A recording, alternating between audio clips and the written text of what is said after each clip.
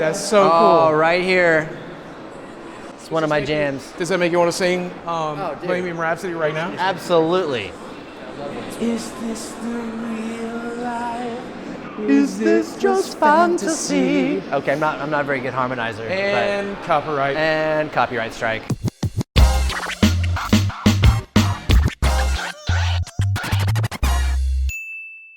What's up, guys? Chris Canote here with Canote Films, and I am here with my new friend. Oh, yeah. You guys know him as Boogie2988. What's going on, bro? Dude, I'm in Branson filming for my new travel channel, BoogieTravels.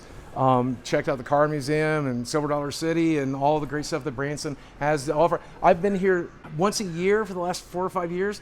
Never thought to film it, but finally this time, filming. Dude, we're so glad you're here, man. Branson is such a cool city, and actually, you know what? Let's kind of hold that. Let's walk through this car museum. Absolutely. This is one of the coolest car museums. Let's go ahead and start here. We are at the Celebrity Car Museum here, owned by my buddy Scott Velvet. This place is incredible, dude. I'm not a car guy, Let's start but I am a walking through. nerd. Wait till you see the nerd cars. Oh my, there's so many nerdy cars. Fast and the Furious is here too. Don't get me wrong, if you're like a normal human. But who needs that when the Batmobile is here? I mean, come on. This is a show I grew up on, was Knight Rider. I don't know, in retrospect, what the fascination with it was. I think it's just the car. Because I don't remember anything about Michael Knight. I don't remember anything about the world building. Just the talking car. But I do remember the talking car. Absolutely. And he's talking right now. Dude, that was Hasselhoff. Right. Don't get me wrong. I love Hasselhoff as a person, but I do not remember a single thing he did in that show. Dude, I just remember the car as well. I barely remember Hasselhoff being in that. This is probably, I think, my favorite comedy-based vehicle here from Arrested Development. And you know, you can buy that license plate right up front. I want to put that on my car. So, Andy, is it true you can buy that license plate right up front here? We have over 100 different celebrity license plates, and we do have the Anus Tart plate in stock.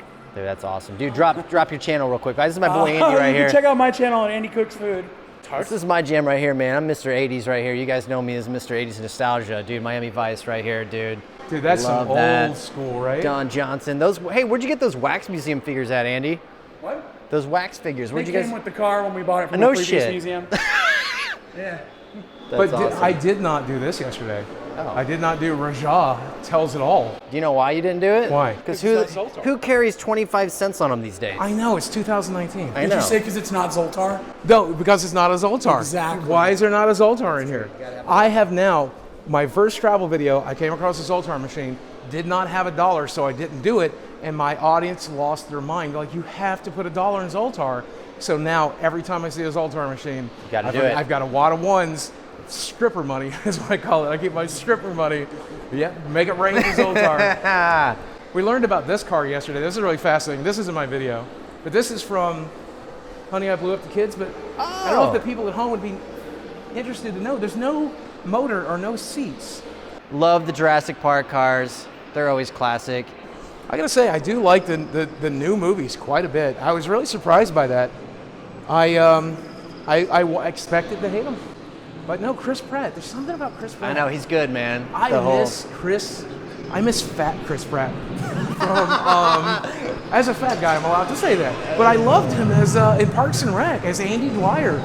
He'll always be Andy Dwyer to me. Doesn't matter if he's Guardian of the Galaxy. Doesn't matter if he's taming dinosaurs. I get it. He'll always be Andy, dude. Dude, speaking of, I gotta just say, man, like, this is actually a really special moment for me. And I was telling Andy this before that because I've been watching you since I started up in 2006.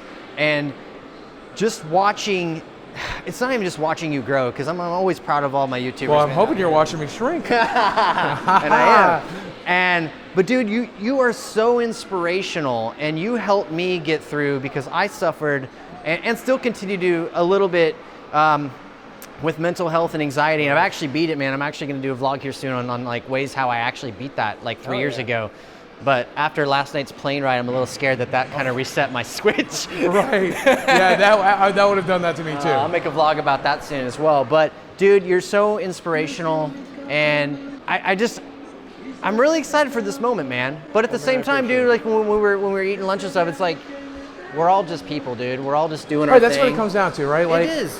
I think empathy is probably our strongest weapon, but it can also be one of our biggest weaknesses for me, especially. But I think no matter who they are, like I try to treat everybody the way that I would want to be treated, and give them like a chance to get to know them, and that's always been difficult because when you deal with mental health, you know what it's like. Sometimes it's hard to be on. It's hard to give people the experience that they want. Fake it till you make it, man. Right, but these days, I didn't realize how much the weight was causing my anxiety. Because I was constantly in pain and I was constantly worried, will I be able to fit in the chairs in this restaurant? Will I be able to walk to that distance? Will I be able to do the things I need to do? Right. And now that I'm healthier, it's surprising. It's surprising what a difference that's made.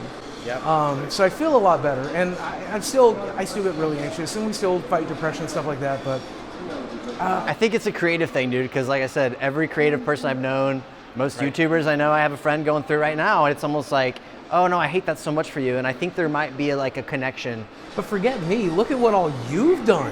Oh no. I mean, okay, you have YouTube videos with millions. Your highest viewed YouTube videos is tied with my highest viewed YouTube video, okay? 25 and on top of million or that, something like that. the documentary you're working on is incredible. Look at all the places you've been, all the people you've met. I mean, you want to talk about inspiration. You're an inspiration to me, man. You're killing it, dude. You're so much, killing it.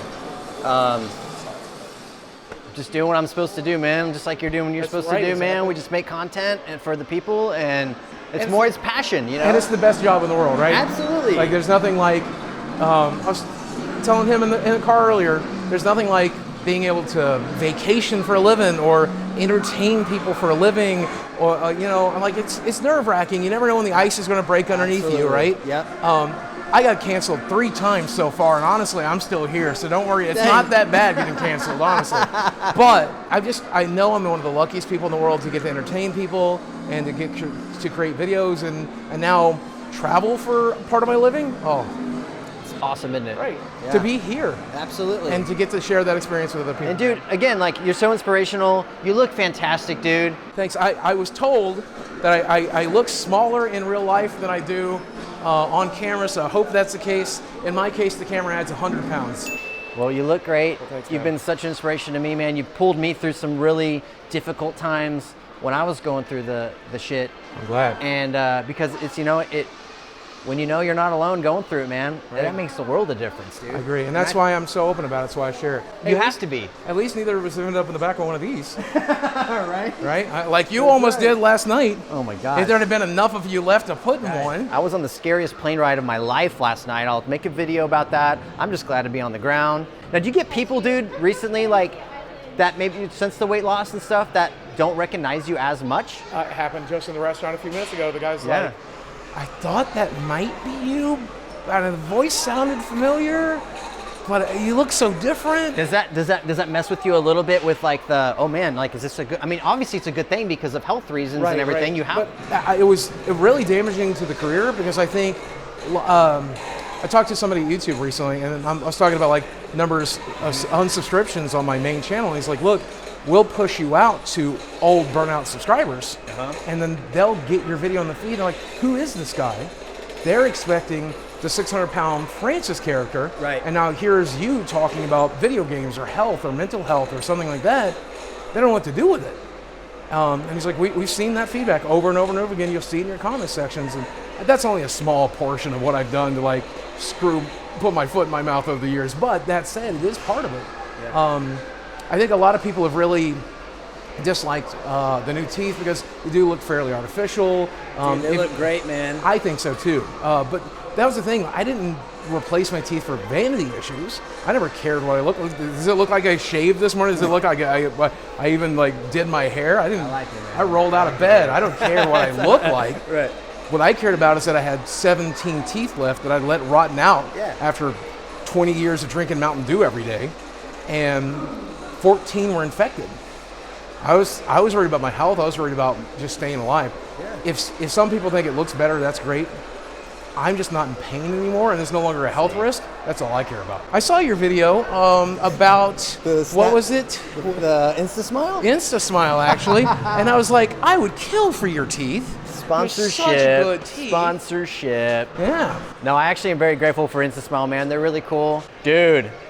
Here we are, dude. Oh my gosh. And this family getting to experience it. Oh my gosh. I got to ride in this yesterday. I sat right there in that driver's seat, took the photo of a lifetime. Dude, that's And I gotta say, I love The Dark Knight. I love what Nolan did with that series, but there'll always be one Adam West, right? Do you know what's crazy? One of my favorite Batman movies is, it's one of the most hated. Take a guess. Oh God, Batman and Robin? Is that the one with Mr. Freeze? Yes, I think Dude, so. I actually like that one, dude. what is- I don't know what it is, That but has the worst line in cinema history, and if it's the right one, fact check me at home. But there's a scene where Robin gets out of a boat or something, and he looks at Batman and he says, "Holy rusty metal, Batman!" And Batman says, "What is it, Boy Wonder?" And he says, "No, the ground. It's made of rusty metal and it has holes in it." I think that is the movie. I think that is the one, dude. I got up and almost walked out of the theater. So this show right here, this is my buddy Scott Velvet. This show was on the Discovery Channel, and I was actually on this show. Andy, you remember that? Oh, yeah, I came on as Pee Wee Herman. And I was selling. We still got Pee Wee back there, man. Dude, I want that Pee Wee Herman doll back. I'm gonna buy it back from Scott. So Scott, if you're watching, dude, I'm gonna buy my Pee Wee Herman doll back from you. My name is Chris Canote, and I brought a vintage Pee Wee Herman doll. I'm hoping to get maybe $150 out of it. Hey! Micka licka hi, Micka hiney ho. I'm glad you said that and I didn't have to. Yes. Congratulations. Thanks so much. Wow. And I won. Should have asked for $1 million. I know. You know, I was in Palm Springs 2 weeks ago, and on my bucket list was to go to, I forget the name of the area, but it's a dinosaur park where they filmed Pee-wee's Big Adventures, the dinosaur scene. You can literally crawl right up into the very dinosaur he was in the mouth of. Yep. I've never seen this movie, but I still am in love with this vehicle. Of course, it's hard to look at this vehicle with Spider-Man's butt right there. Look at that butt. Dude, it's actually That's a nice, good that's butt. A good Oh my butt, dude. God. He must work out. Oh, that's Andrew Garfield's butt? Andrew Garfield was the guy who recommended we had a bisexual Spider-Man, and honestly, I was kind of into it. I mean, why not? Let's get weird with it. This is one of my favorite sections of the Celebrity Car Museum. This is, I mean, I love Transformers, love the vehicles, but just the way that you guys pay attention to so much detail here is just amazing. Andy. That Bumblebee, man. Yeah, oh yeah, it's great. Do you think that the difference today in movie making, like, okay, let's be real here. CGI is great at times, but it can be totally overused, in my opinion, where it doesn't even feel real anymore. I guess I grew up in an age of practical effects, where all of my favorite films, the first RoboCop, pure practical effects. Absolutely. Right? Speaking of, here he is right here. And I'm always going to prefer practical effects, because why wouldn't I? You know, the best reference I can get, and it still gives me goosebumps till this day, is Jurassic Park, the original. I still get goosebumps. They just use just enough CGI, man, to get away with that and make it feel and look so real. And Right. I mean, it still holds up today. So much of that is incredible practical effects and matte paintings and the whole 9 yards. And even when I go back to watch, you know, obviously the digitally enhanced versions of Star Wars now, it's just incredible what Lucas accomplished. You can say what you want about Lucas's script writing. Lord knows I've said plenty. But as a special effects artist, there's nothing like it. There's a piece of retail history right there. I love this. That's a George Barris original vehicle right there, made for the folks at Toys R Us. Andy, tell me, like, how do you get these vehicles in here? How do you guys? I mean, is there? How do we get them in the museum? I mean, take me through the process real quick. Is Auctions. Sometimes a celebrity keeps a car from a movie till they own 10 cars and they sell them off. A lot of times cars are leased for production, and then when production ends and they don't need to do reshoots, they sell them off. Just a million different ways, man. That's awesome, man. And then obviously you have garages you just pull these cars in. I'm sure it's like playing Tetris though, getting these things in and out of here sometimes, right? I refer to it as a big game of Jenga. Here you go. You guys are getting suited up for Christmas. Love the Grinch. Did you ever play, what is your favorite, let's start with Nintendo. What's one of your favorite old school Nintendo games? The old school NES Legend of Zelda. And I'll tell you, I played the original Legend of Zelda when it was brand new. My friend owned it. I begged for it. I've told the story before. My mom's boyfriend shoplifted that game for me because nobody could afford it. Was it the gold edition? The gold edition, Yeah, right? I had that one too. And finally owned it, and I played through it, and then played through the Master Quest and put hours and hours and hours into it, calling the 1-800 number to get help when I got stuck. and memorized that game. Like to this day, I can tell you where the bushes that you can burn down are when I boot it up. And then when I finally played Breath of the Wild, have you played it? Absolutely. It felt exactly the same. Obviously, they're vastly different games, but that was what it was like for 10-year-old me to play the original NES version. It felt that open, that wild, that incredible. And I want to go back to try to play it. It definitely doesn't hold up. Right, It's clunky. It's on the Nintendo free, when you pay for the Nintendo Online system. I tried to go back, just can't recapture that feeling. I know. But Breath of the Wild, though, I go back, I played that game once a year since it came out, and so I'm on my third playthrough now, and it's incredible. We were talking about this at lunch, about how people just don't appreciate stuff anymore. They don't. And I remember popping my first 16-bit game into a SNES, and like, oh my God, these graphics, they're so real. Super Mario World, F-Zero. Right, and then I play a game like Death Stranding, and I'm like, it looks pretty, but it's not gonna sell me on it. What's this Monster Energy drink stuff? This is kind of boring. Why am I delivering packages? Like, if that game existed 15 years ago, you wouldn't have a machine that could run it. But if you did, you'd take a PlayStation 4 and put it back in time 20 years, it would have melted my brain. Oh, yeah, I would have absolutely. loved every second of delivering these grueling packages just because of how beautiful it is. Yeah. But I don't appreciate it anymore. I know, because I think things are just so advanced this day and age that we just we're just not easily impressed anymore because of how crazy and awesome things are. Well, I have been playing Magic the Gathering for 25 years, and that game still impresses me every day. Awesome, dude. So that's the only game I've been able to stick with this whole time. I remember when I was a kid, my brother lied to me and told me that he had a Nintendo game for the original Nintendo, and he said, dude, you can drive around, you can listen to all the music you want, you can just shoot up the whole place, the whole time, whatever you want to do, What right? game? No, he was lying to me because it didn't exist. And then it But became I Grand remember- Theft Auto 3. Then it became Grand Theft Auto, dude, and it does exist. And dude, if that was out, like you said, when we were younger, my mind would have been just super blown. And my mind was blown when Grand Theft Auto came out. Like, that was like amazing. Forget NES. Remember, I grew up on the Atari 2600. Oh my gosh, Okay? yeah. My first role-playing game was Adventure. Oh my gosh, Okay? dude. And that game is bad. That game is so bad. It's so fascinating. That's what passed for entertainment. I know. People walking into I know. to Target or whatever store, service merchandise. You remember that one? Oh, yeah, Toys R Us, absolutely. KB Yep, Toys, yep. to buy these games for $50-$60 back then in 80s money. I know. Everything is old. Everything old is new again. That's true. Which is kind of nice. I'm glad that we get to hand this stuff off to a new generation. I'm glad that, your kids and their kids' kids are going to know what a Transformer is, but that ain't my Bumblebee. Dude, and my kids actually appreciate and like the 80s stuff more than the new stuff. If I ever have kids, I've often said I do not want to have kids, but I've often thought if I ever really retire and stop doing the traveling and I want to foster kids, because having grown up in a bad home and knowing that there's plenty of foster kids out there that need the help, how great would that be, right? Sure. And if you get one young enough, I don't think I'd ever try to get a child, but maybe 4, 5, 6 years old, set them down in front of an NES emulator and get them to experience that. Show them the original Goonies and the original movies I grew up with, the original Ghostbusters, and get them to appreciate that, so that way they appreciate what is new for them. And so my much son, he's 9. He loves Maniac Mansion's his favorite Nintendo game. Oh, that's He great. loves Ghostbusters. He loves the original over the new ones. And I just think that's fascinating because I did not force that on him. I just naturally Right. watched that. And he's Right. like, Dad, I'd prefer this one over that one. And you're like, that's my boy. That's my boy. I'm so proud, my boy. So, but yeah, man. But we're also doing the travel vlogging thing too, man. And Boogie, I'm so excited that you're in town, that you're in Branson, I'm man. loving it, man. It's so funny because there's a story behind that. So I ended up going through gastric bypass surgery, as I think most people know. And prior to gastric bypass, they asked me to set some life goals. Non-scale victories is what they called it. And they're like, it could be something big, like a trip you want to take or a place you want to go. It could be something small, like buying clothes off the rack or just walking around the block.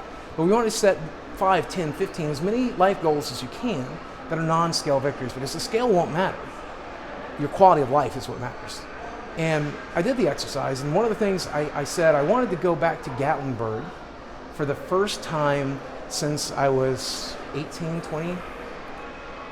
And that got me searching on YouTube. And I found Jacob the Carpetbagger first, where he did World of Illusion. And then I saw Adam the Woo. And I began to watch these videos, and lo and behold, I'd actually met Adam once before, and so I contacted him, and he's like, come to Disney with me when you're ready. So 6 months down the road, I call him, I'm like, I'm gonna be in town for the Game Awards, I wanna go to Disney with you, can we make it happen?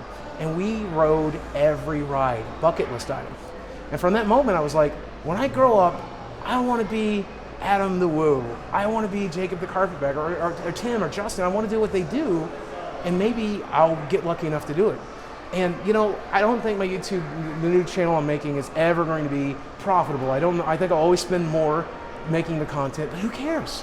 Because I'm getting to live that dream that I had that day in that gastric bypass class, where I sat down and said, I want to travel. I want to see these places. Still haven't gone back to Gatlinburg. When I do, it's going to be special. I'm going to take Jacob and Adam with me if I can.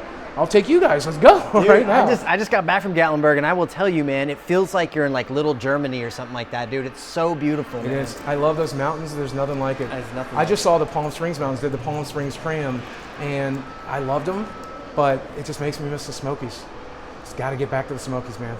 Get out there. It's going to be emotional, I think. It's only a 10-hour drive, bro. But thank you for supporting the new project. I'm really enjoying it. Anybody out there who wants to see it, I really appreciate it if you check it out. Search YouTube for BoogieTravels. I don't even have a channel name. It's only 32 days old.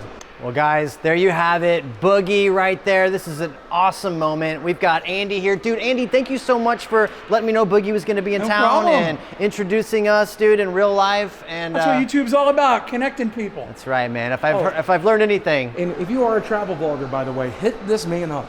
I have never been treated as well as I was treated here in Branson, and I've heard that from everyone that Andy has worked with. This dude is a hero. He really is. He's one of the good souls. He is. Andy is a good nicest soul. thing. I'm all emotional right now. Well, if you're a good person, you deserve good feelings, so I'm glad. Yeah, absolutely. Guys, Chris Canote here with Canote Films. Hit that subscribe button. Comment below, guys. What are some of your favorite cars that you've seen in the museum so far? And Batmobile. Vote for the Batmobile. Vote for the Batmobile. Guys, we will talk to you guys, and we'll see you guys next time. This has just been a great experience. We'll see you guys later. Peace.